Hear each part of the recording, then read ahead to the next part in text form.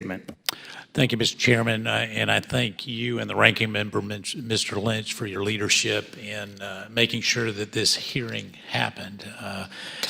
Good afternoon. Welcome to all of the witnesses. I'd like to first begin by offering not only my thoughts but my prayers for the victims and families that we lost in this summer string of terror attacks throughout the world. Specifically this June, as we all know now, in Orlando, the event cut short nearly 50 innocent lives, which was the worst attack on American soil since 9/11. And I will continue to pray and encourage others to continue to pray for those who grieve and pray for those who were injured for a complete recovery. We must remain vigilant, however, and remember that an act of terrorism by radical Islamic extremism and extremists like what happened in Orlando could have happened anywhere in the United States, including my home state of North Carolina. The Americans that have been radicalized as part of an Islamic extremist movement do not fit necessarily any sort of a demographic model.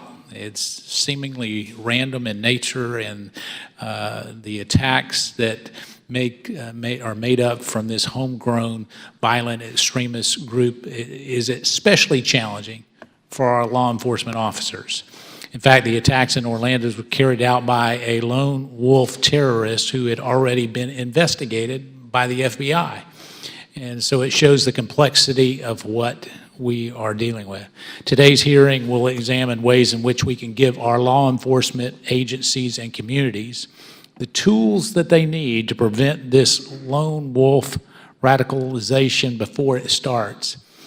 And I might add that at times we continue to talk about lone wolf, but indeed they are not necessarily lone wolves because they're connected to someone somewhere who assists them in carrying this out. Indeed, anyone with a smartphone has the potential to become radicalized.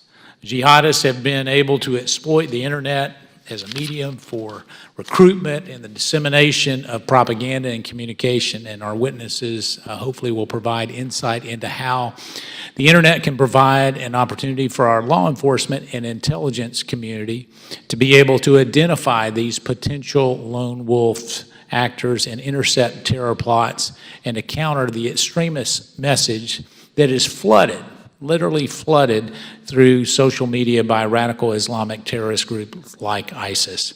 This hearing will also be able to examine the strategies that both law enforcement and the administration can undertake to address the growing threat of radicalized Americans returning to the U.S. As foreign fighters. This threat from the foreign fighters cannot be overstated. And as we look at that, the devastating attacks this past November in Paris were carried out by a French national who indeed had been trained with ISIS in Syria and then returned to France.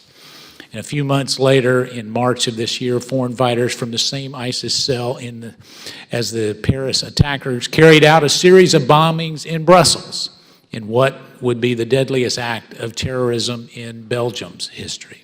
So I look forward to hearing from each one of our witnesses today on how the United States can best address